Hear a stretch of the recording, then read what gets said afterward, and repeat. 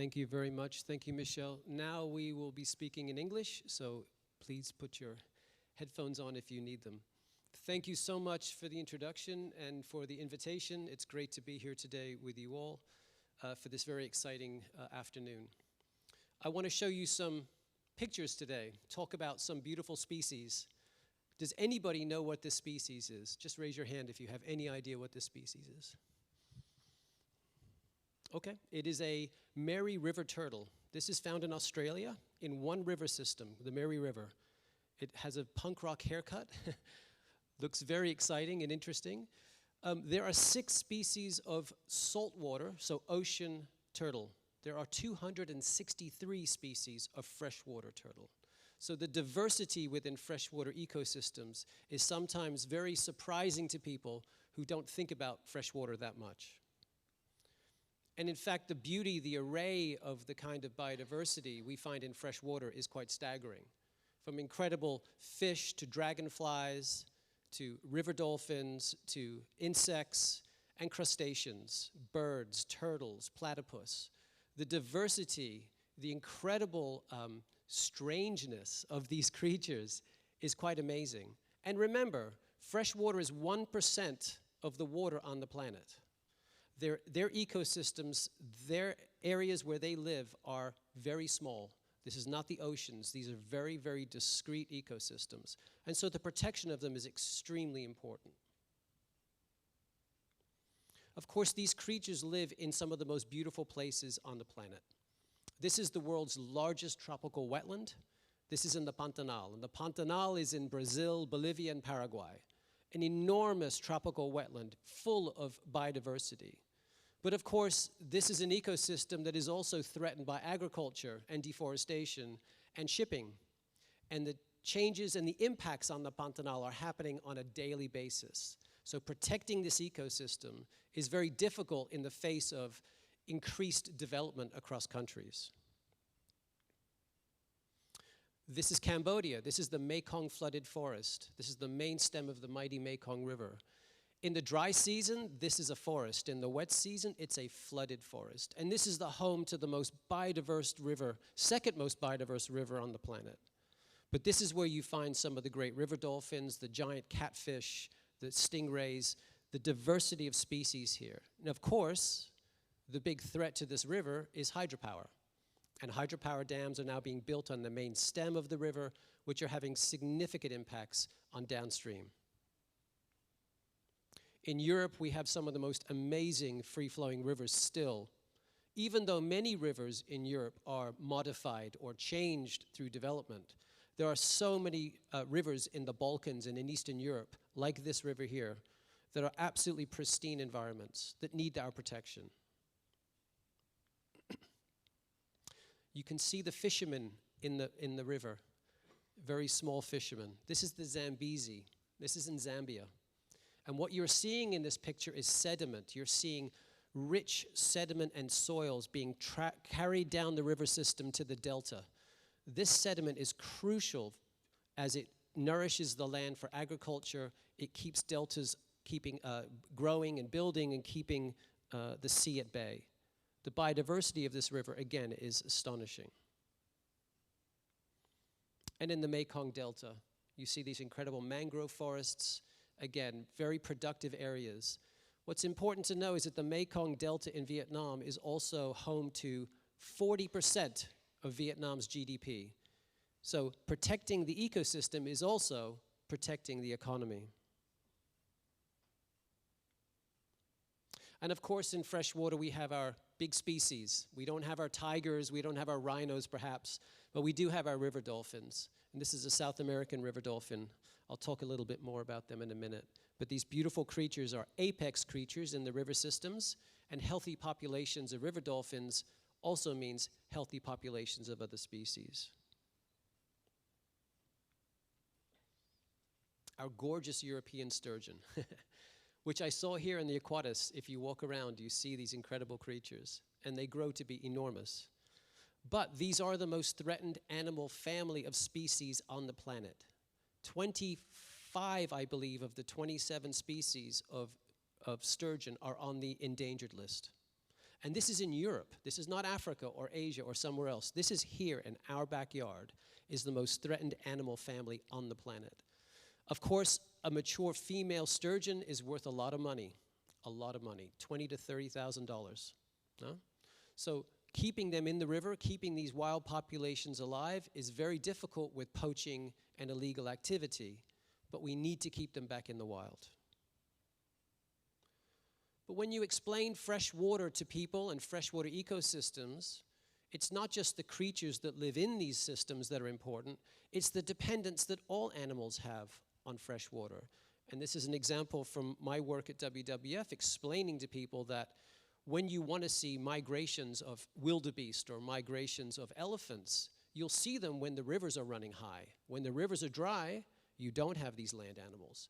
So there's a direct connection between functioning and healthy ecosystems, rivers, wetlands, and other terrestrial species. But freshwater isn't just there for species. It's not just there for us. It's also a highly productive biome.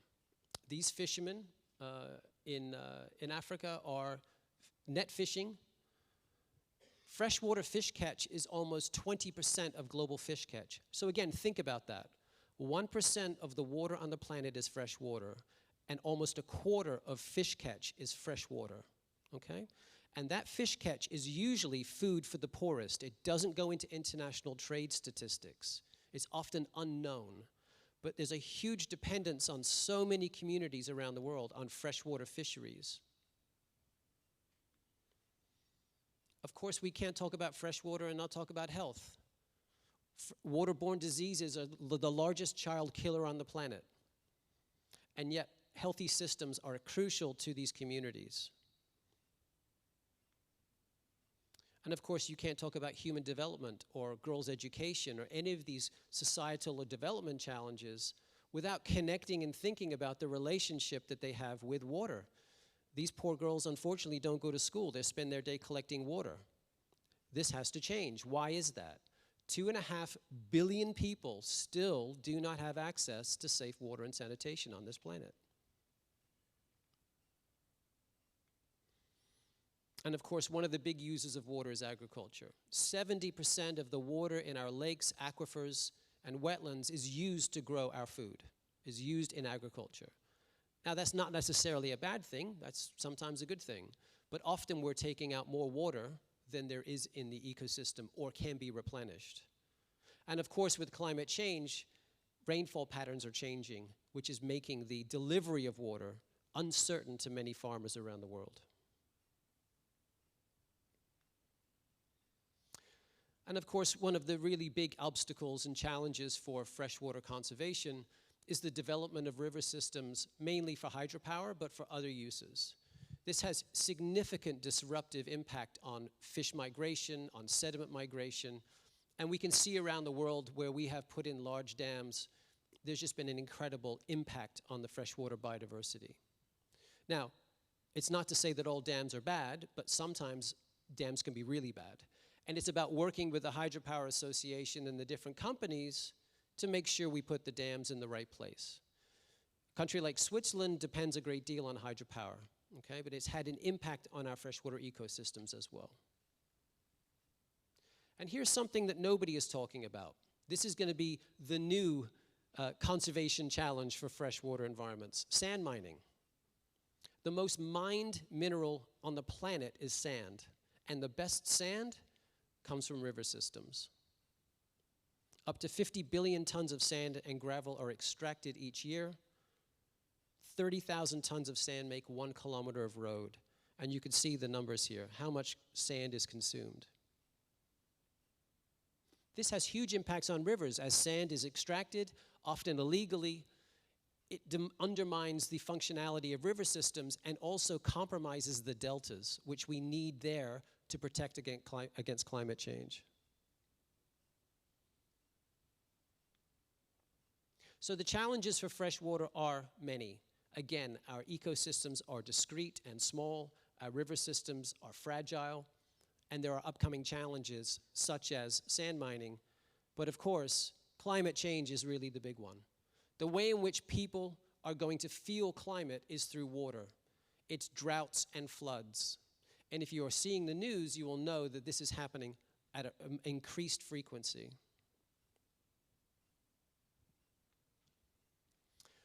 One of the things we do in WWF is track the state of species on terrestrial, marine, and freshwater.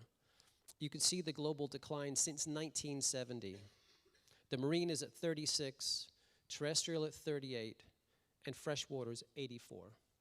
That means since 1970, we have lost 84% of abundance of freshwater species. Okay? We have extinction rates 6 to 8 times higher than natural extinction rates because of all of the impacts on our river systems globally.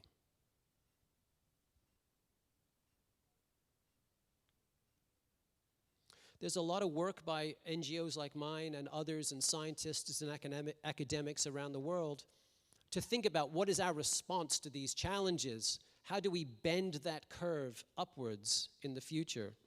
And this is a 6-point plan that has been developed. So letting rivers flow more naturally. That means better dams in the right place. Improving water quality in freshwater ecosystems. Particularly that's water quality from agriculture. Protect and restore critical habitats. End overfishing and unsustainable sand mining. Prevent and control invasions by non-native species. And protect free-flowing rivers and remove obsolete dams. And that's interesting because what you're seeing in Europe now is the removal of many, many dams, obsolete small dams, which are bringing river systems back. I've been working in water my entire career, over 30 years. I have never, ever seen this much attention to water than I have seen in the last 2 years. Why? Climate change. Front page of the Los Angeles Times just a few weeks ago. On the top is an article about dead pool risk. So this is the United States West drying out. And the bottom is Europe is withering from drought. This is the reservoir for Las Vegas. This is how much it's dropped. These are the articles I'm seeing in the paper every single day. My crops are being flooded. Or half of the world's lakes, reservoirs are losing water. And this is a picture of the Amazon just last week. So these impacts are hitting economies, hitting people, hitting politicians, hitting the press in a way that I've never seen in my career. Now, does that help freshwater conservation? Yes, I think it does. Not all problems in water are climate problems. But it's bringing attention to our subject like I've never seen before. And that attention is very, very important so that we can start talking about the biodiversity and the protection of ecosystems. But of course, water is a human story as much as a biodiversity story. In 7 years, half of humankind may not have enough water for basic human needs. And as a conservation organization, I look at these things from this lens. Last year, 179 elephants died of thirst in Kenya, whereas poaching claimed just fewer than 10. So you may think that poaching is killing our species in Africa. Actually, drought is killing our species in Africa. Again, linking that story of fresh water back to people is very important. And it's, again, important to remember that 200 million people on the planet rely on freshwater fish as their primary source of protein.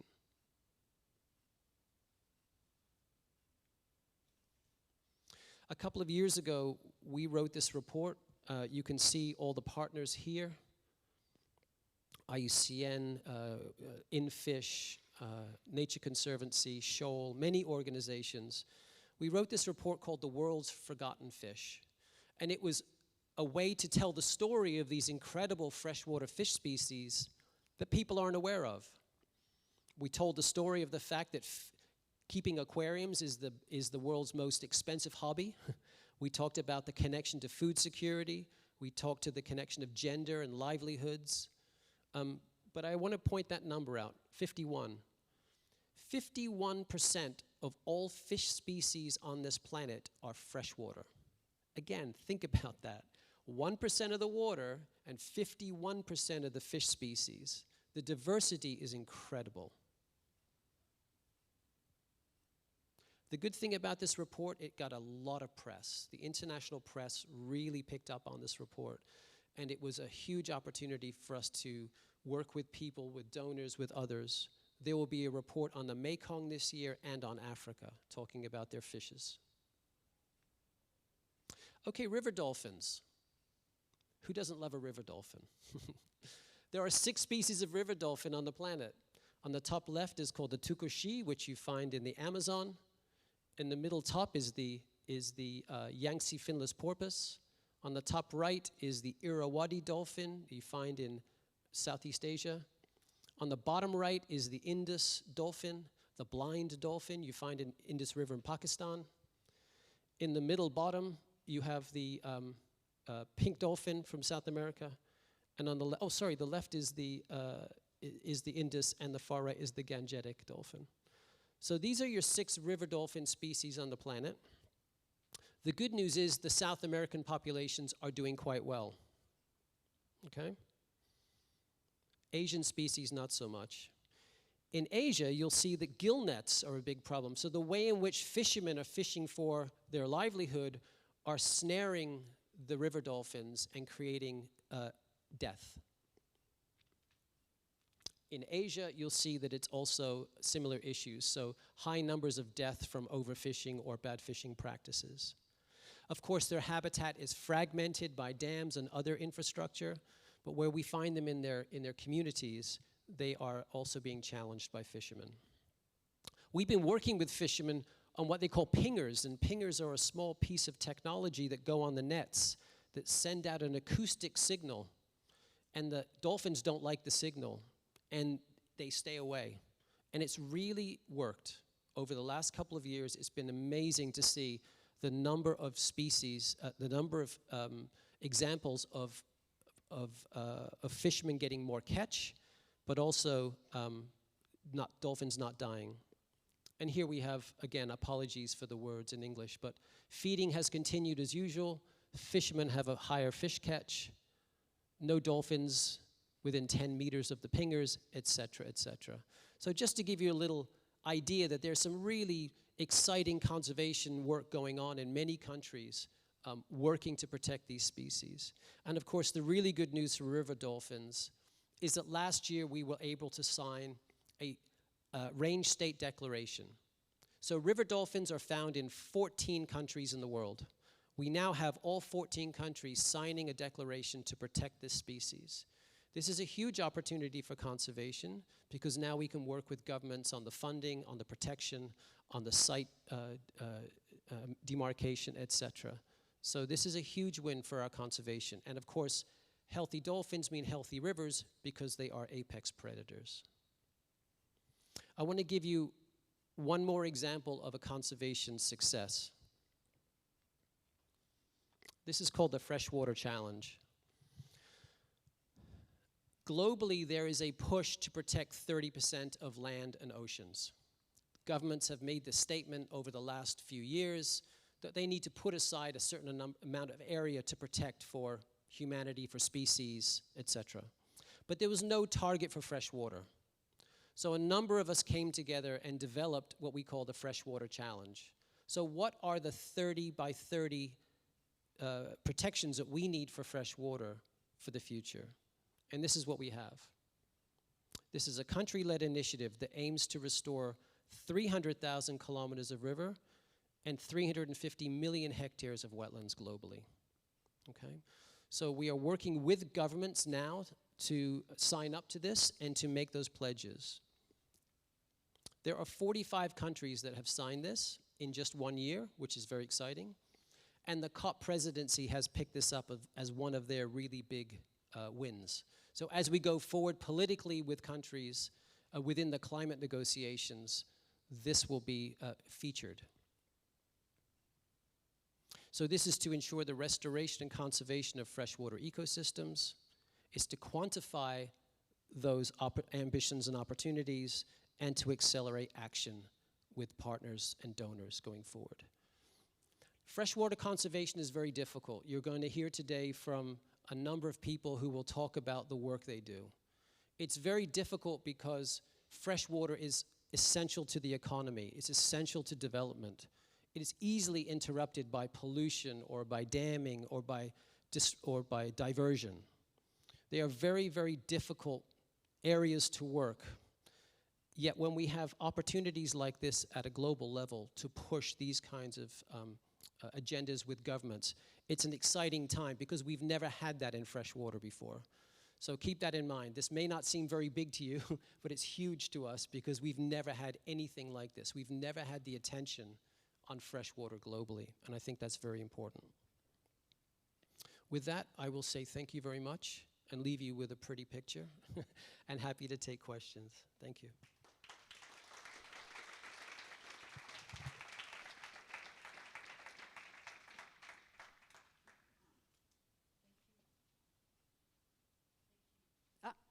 Thank you very much, Stuart, for this very nice talk.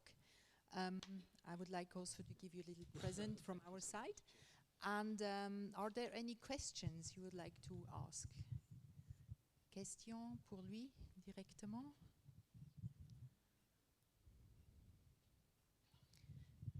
One question? Yeah. You have to profit that he's here. Yes.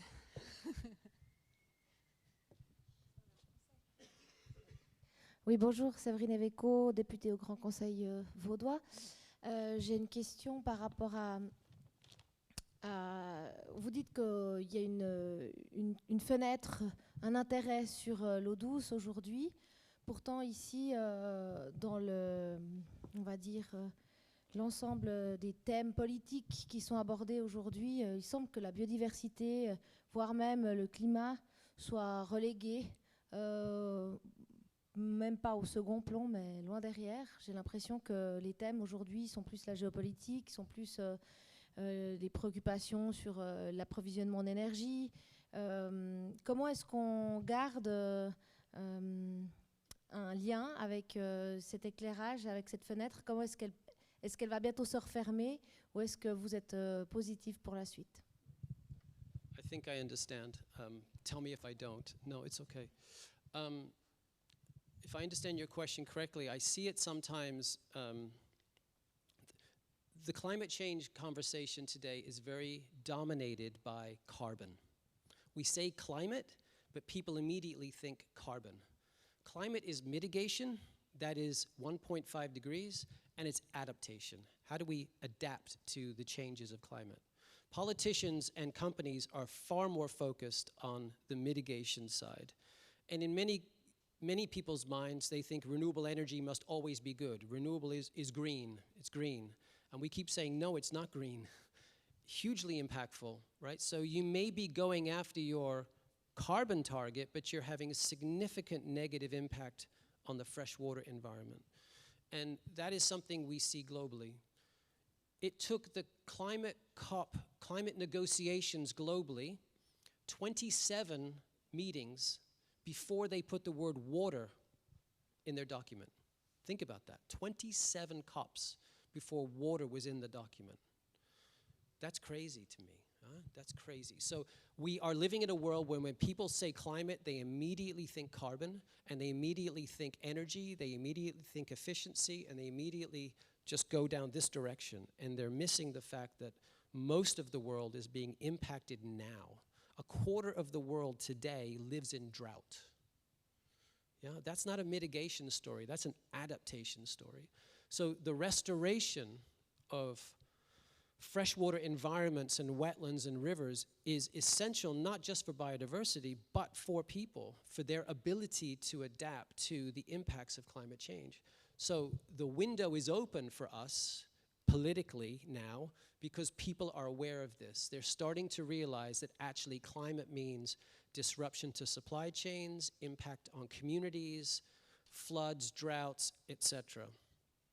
So we have to embed our biodiversity story underneath, inside that opportunity, I believe.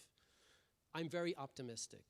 I am very optimistic because I do I'm lucky enough to work with so many people on the ground that I see so much positive change. I see devastation, don't get me wrong. I see rivers that have been destroyed, but I see rivers that have been restored.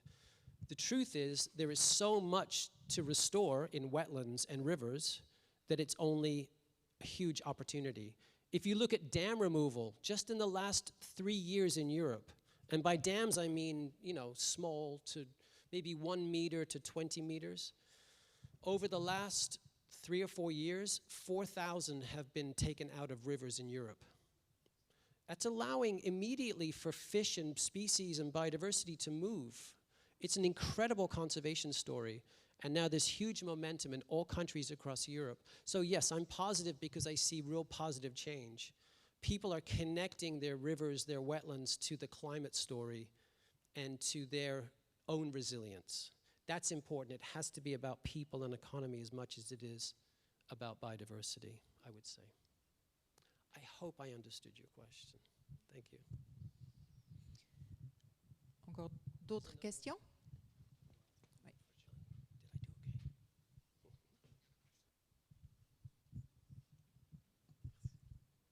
Bonjour, merci beaucoup pour la présentation. Est-ce que vous seriez d'accord de vous présenter brièvement et qu'est-ce que c'est que votre travail? Quels sont vos projets, plus vos projets personnels au sein de votre travail? Où est-ce que vous travaillez? Aussi d'un point de vue géographique peut-être. Voilà. Merci beaucoup. I'm very boring. I'll tell you about my team. So I'm the head of Freshwater at WWF. I have 450 staff in 80 countries working on freshwater. My team does everything from hydropower negotiations with countries to tagging fish with local communities. We have all the skills in there. It depends on the country and the opportunity. We probably work on 30 different turtle species. We work in all 14 countries of the river dolphin. We're present in 15 countries with sturgeon. So we do a lot of on-the-ground work, but we also do a lot of work at the local policy level and at the national policy level. Some country offices are stronger than others and have more access than others. And then my job with my team at the global level is to yell and scream and, you know, push. No, I mean, it's to be as diplomatic as possible, but to really raise the profile of water as high as I can, and to tell the story of these forgotten fish, which again, when I showed the picture of that report, is so important because, you know, people just aren't thinking about this. And yet, when we put the report out, we were on CNN, on BBC, and Al Jazeera. People wanted to hear these stories. It was fascinating. So my job is very much in the advocacy and the pushing and the donor work and the support, and then my team works with the teams and with partners. We work with a lot of partners. We work with a lot of academic institutions, with a lot of scientists, with companies, with other NGOs, and together we build projects. Some of our projects are very, very large, and some are quite modest. So I have everything from, you know, $75 million projects to $50,000 projects. It depends. Donors have different interests, and sometimes we can create really interesting projects. Yeah? Does that help? Oh, you're welcome.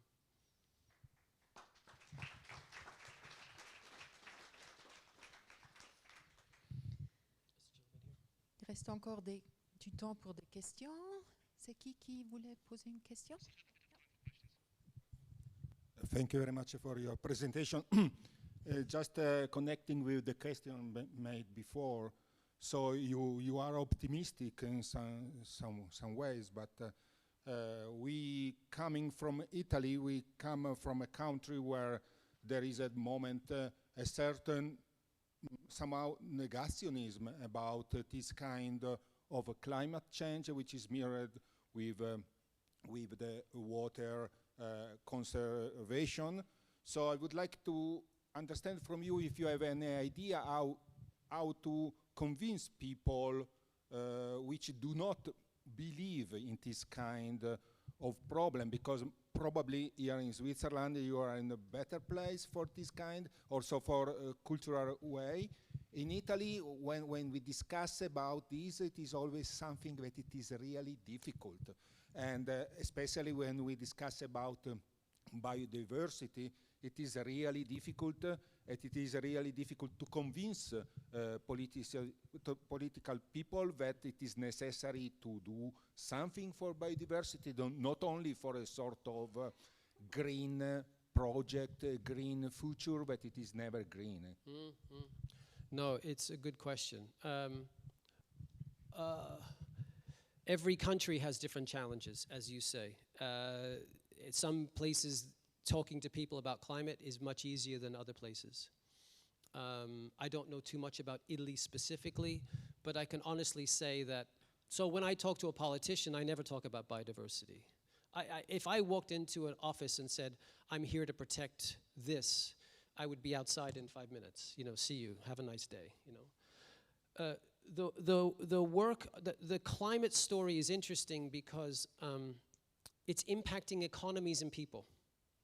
If you look at the floods in Germany last year, or 2 years ago, they were devastating.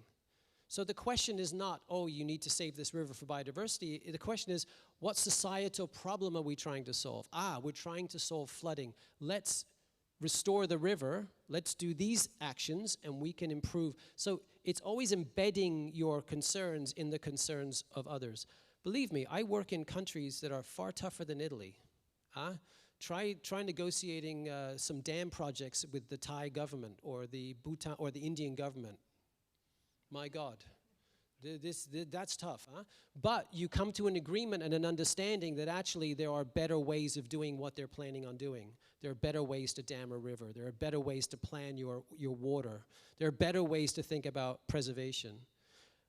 The countries that signed the River Dolphin Declaration, Bangladesh, India, Pakistan, Myanmar, Indonesia, Brazil, Venezuela, Ecuador, Bolivia. These are not easy places. But these countries and these governments agreed to sign a declaration to protect the biggest species in their rivers. Why? Because they realize that they need to protect the river systems. That if those species are healthy, then the food security of the people that rely on those rivers is healthy. And no politician wants to be there when the last dolphin dies. No. They don't want that publicity. So you can always find a way to negotiate and talk to people. But increasingly, water is an easier sell with governments because it is having such a devastating impact on floods and droughts, crops, trade, cities, insurance. It's expensive. It's really expensive. So you've got to find your ways to talk. Listen, Italy's interesting. All this money going into the Po River now to protect the Po, that came from somewhere. They must realize there's a problem. Maybe the Po needs to run dry, and then they'll figure it out. Other questions? There's one. Yes.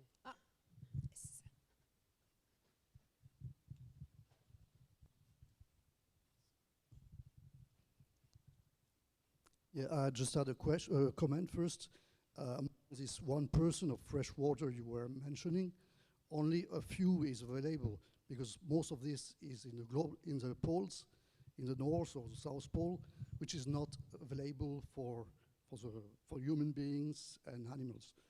And the other question is, what would be the future of desalination in human usage or fresh water? Yes. Thank you. Yes, thank you for the question. You're absolutely right. If you look at the percentage of fresh water on the planet, a large percentage of that is frozen in the poles and is not available to humans or is deep, deep down in the ground. So it's an even more remarkable story when you think about how little fresh water there is available on the planet. Desalination is a very interesting technology and very, very useful for countries on the coast. It has its limitations. It is highly carbon intensive. It has a brine which it creates through the process, which is hard to get rid of, and it can be very expensive. However, in some places, it is necessary. In the Middle East, for example, or on the west coast of Australia. In the west coast of Australia, their desalination is powered through solar power, so the carbon footprint isn't so high.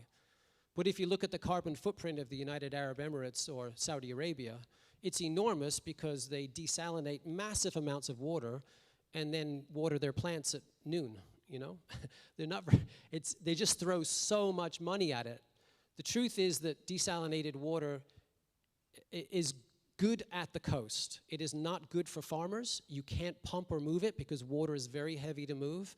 So it is a limited solution, but an important solution in many parts of the world, but it will not solve the water crisis per se.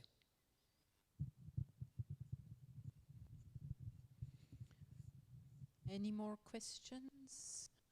D'autres questions? There's one. Oh, je t'ai pas vu. Thank you for your presentation, very interesting. You said every country has its own challenge. Yes. Do you know the Swiss challenge in your mind or in your office? The Swiss challenge. I'm not an expert on Swiss water, I'll be very honest. I'm not an expert, but obviously we live in a country that has an abundance of fresh water, has incredible rivers and biodiversity. It's sometimes the most clean. When you walk in Geneva or Lausanne and you look at the water, it's incredibly clean. We're very lucky. However, it is a country that has modified its rivers high in the mountains through hydropower, which has been very important to the economy, don't get me wrong. So there has been some impacts. There continue to be some impacts.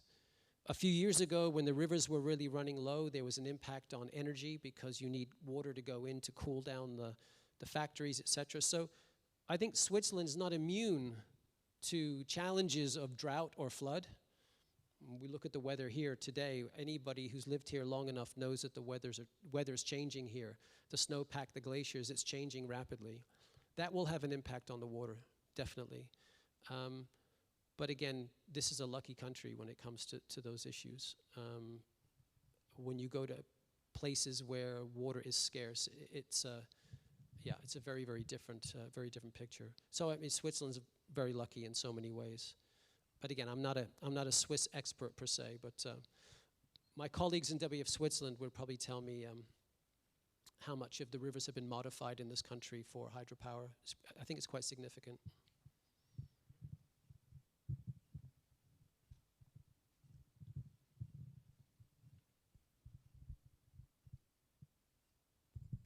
Hello, thank you. Just wanted to know, like, how can you address this kind of problematics, like politically, when sometimes the way to fix or not to fix, to restore natural ecosystems are opposite to the economical benefit, or they are even endangering some populations close to rivers, because this is very useful. How can you address that to a polit? Yeah, again, I think there was an article in the paper today, I think it was the New York Times, talking about China developing across from Hong Kong. And I don't know if you've ever been there, but on the edge of Hong Kong and China are all wetlands, incredible wetlands. And they're going to destroy a huge amount of the wetlands because they want to connect the cities. So I constantly see development that is at odds with what we need to do. Mangroves constantly getting torn apart for hotels or ports. It's not easy, huh? Governments make some really stupid decisions on this, but we know that why decisions are made. Hydropower is another example. Huh? It's one of the most corrupt things out there. There's no greater way of getting money than some dodgy deal on some infrastructure. So we know you're fighting vested interests. However, what I'm starting to see is a realization that they can't continue to destroy their ecosystems just to develop. We're working with one government right now that's invested huge amounts of money in their road network.